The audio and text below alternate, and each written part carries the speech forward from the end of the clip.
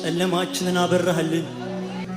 መልካችንን ንግግራችንን ሁሉ ሳትቀር ቀየርክ። በሰዎች ዘንድ እነዚህ የእግዚአብሔር ልጆች ናቸው ተብሎ እንዲመሰከር መንፈስህን ሰጠህን። ኢየሱስ ወደድከን፣ በመስቀል ላይ ሞትክልን። ደግሞ ወንድሞቼ ብለህ ልትጠራን አላፈርክብን።